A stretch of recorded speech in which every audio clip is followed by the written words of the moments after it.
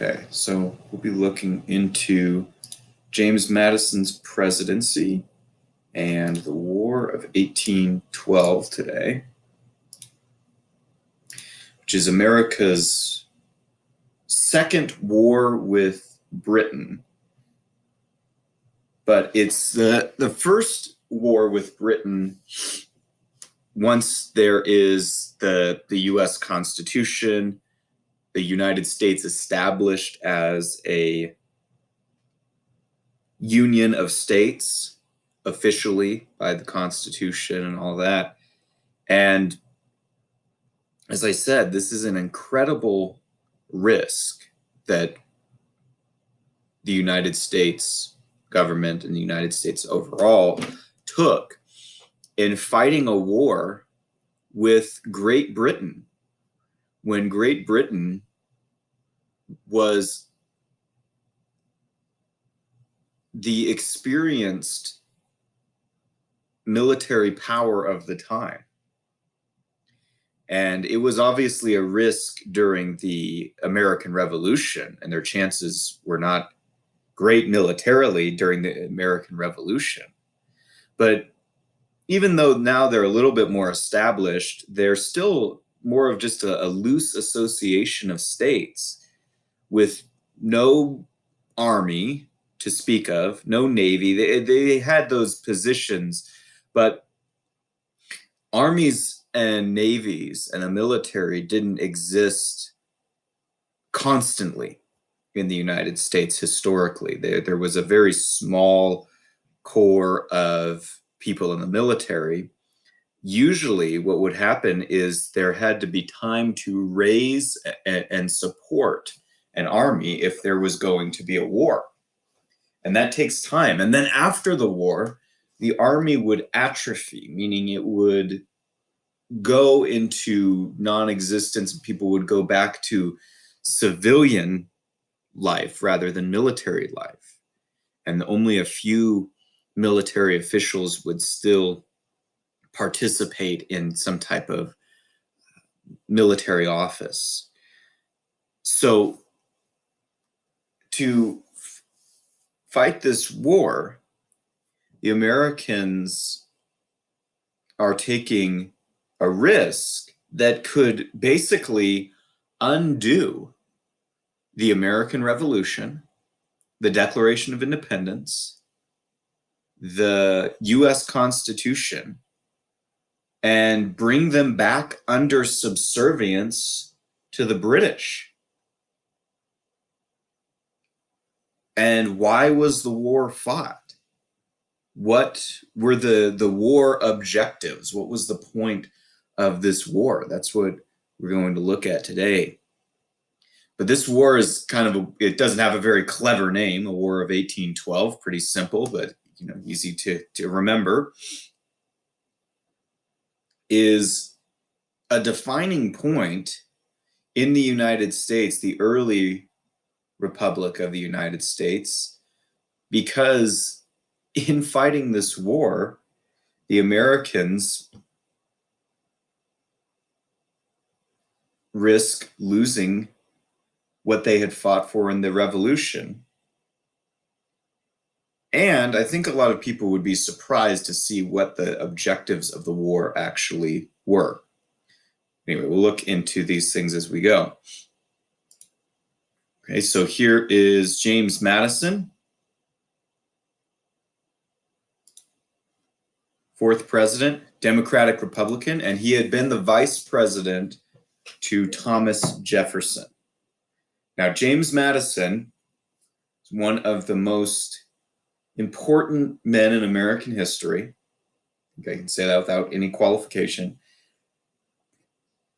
He is the architect of the Constitution in a lot of ways, is really the one who is the driving force for the putting together of the Constitution at the Philadelphia Convention in 1787. He also writes a good amount of the Federalist Papers, which were convincing New York to accept the Constitution, to ratify the Constitution. And he wrote these, which were trying to, for a specific purpose. However, they were also used later and are still used today as some of the most important commentary on the Constitution. Now, James Madison is not a very impressive physically individual, or even in terms of his personality, like George Washington. George Washington was big, he was tall, he was likable, he had this sense of leadership around him, and everybody respected George Washington. James Madison is short, kind of awkward, was an intellectual man and a speaker, a writer, a thinker, but was kind of socially awkward and kind of, he had a sense of humor, but he would tell these jokes at kind of inappropriate times, seemingly, and then didn't work out. And at one point, he was going to be married to a younger woman, and he was interested in her, but then she decided she wasn't as interested in James Madison and went for a younger man and went off and married this person. And he was pretty upset by this.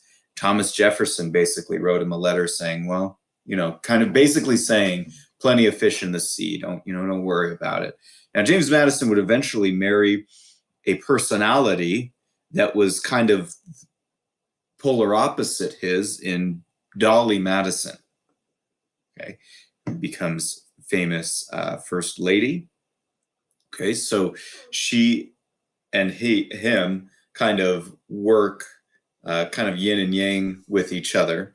But anyway, that's just something about James Madison. And he's of the Democratic Republican Party, the party more associated with Thomas Jefferson and associated with limited government, more focus on the decentralization, meaning not having all the government in the United States federal government, and power to the states, following the Constitution, that type of thing.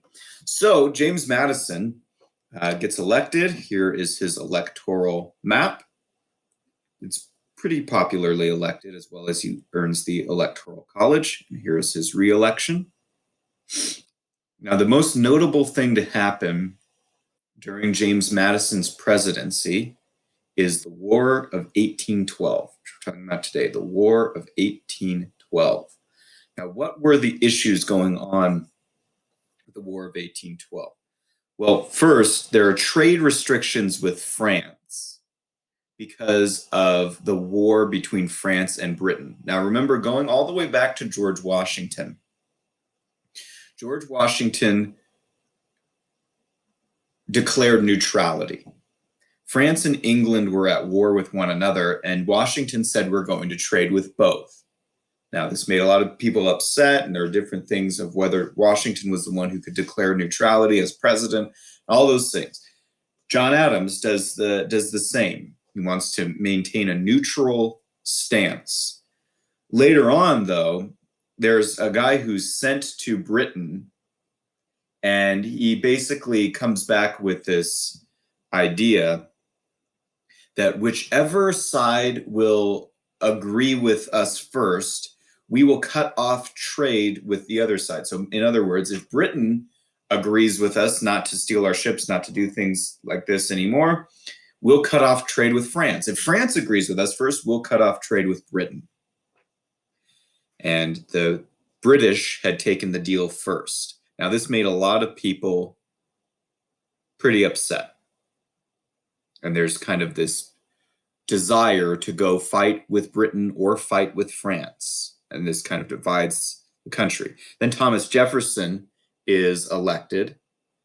And Thomas Jefferson, remember that cargo and things were being stolen from the United States, that ships from the British were stealing American cargo. And so Jefferson signed the Embargo Act, meaning he did not allow trade to happen between, or he made trade illegal between the United States and Britain. It still happened, but a lot of people were really upset with that because in the northeast of the country, that's how people made their money, made their living, was through trade with Britain. So they even talked about during Thomas Jefferson's presidency separating from the United States over that. Okay, so there are trade restrictions with France because of the war between Britain and France. So one of the reasons for the war is to kind of break those. So obviously that's not necessary. It's kind of in the area of self-defense, but not really. Impressment. Okay, this word impressment of American soldiers into the British Navy. Impressment means it's a form of kidnapping. Impressment, though, would mean more like a military draft where someone is required to fight. Now, what was happening was American sailors were being taken because they believed that they were actually British and forced to join the British Navy. Okay, so it's not good that the British necessarily did that in general, but a lot of there is some data that shows that a lot of the people who were captured actually were British and they were pretending to be Americans. And there were probably some Americans who were captured by mistake because they thought they were British. And this mix up of problems. So this is one of the main things for the war, is that it's justified by saying, well, they're kidnapping our men in the American Navy off of ships, or not just in the American Navy, just ships, American ships, and forcing them to go fight in Britain's war in Britain's Royal Navy. Okay, so they said, okay, is this a good enough cause to go to war? Well, maybe not on its own, but they thought maybe with these things together, compounded together, that would be appropriate.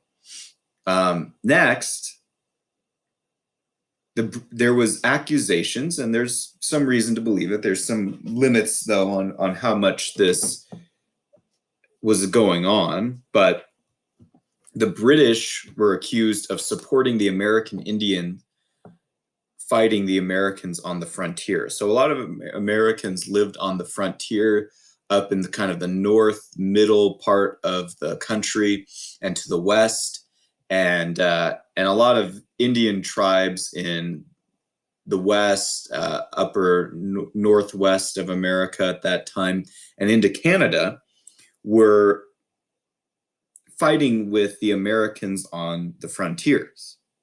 So this was kind of the norm of this time, is you have the Americans expanding and then the conflicts with these various American Indian tribes on the frontiers. Now, the question was, were the British giving support to these Indian tribes to fight with the Americans? That was what the British were accused of doing.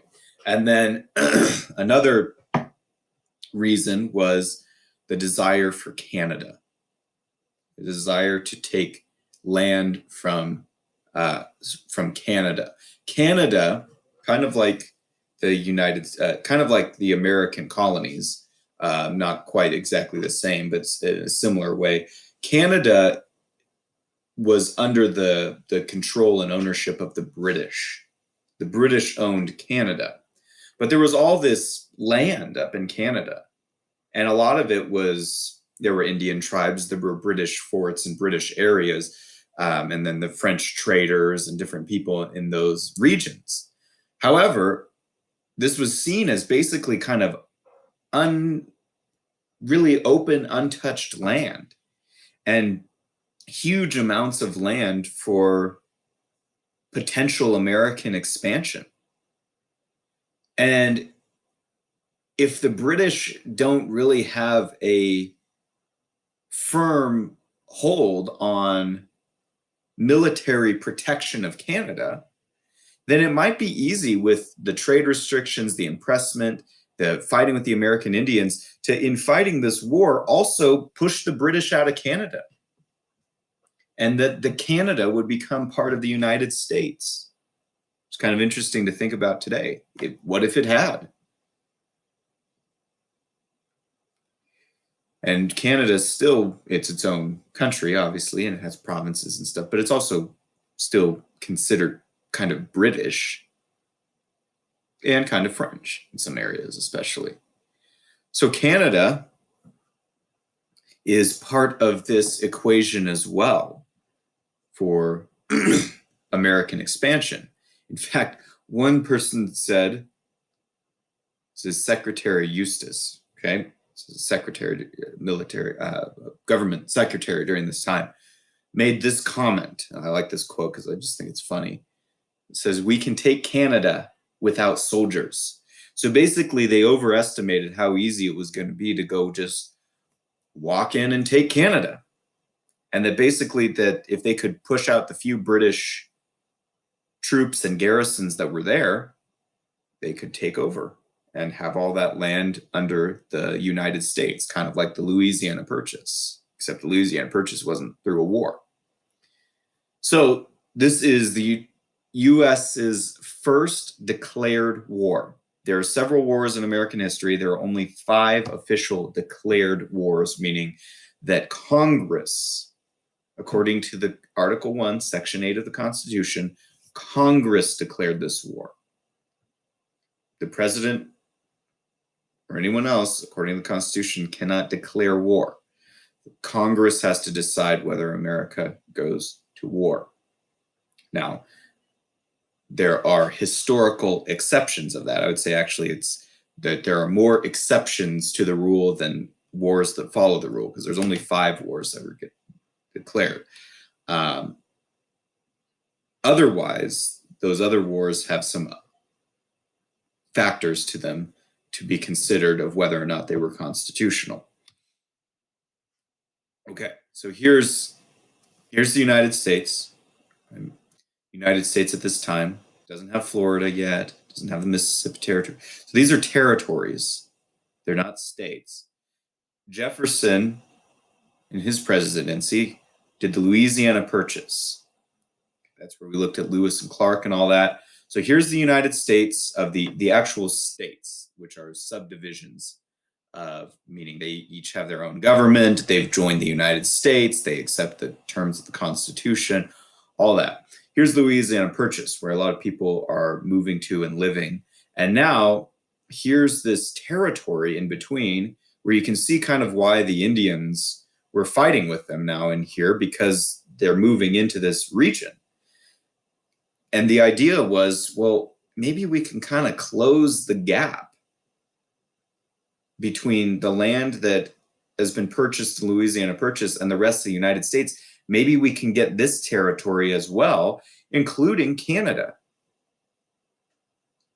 So this is part of the reason behind the War of 1812. Okay, so Congress will have to declare this war, but we're going to look at that next time.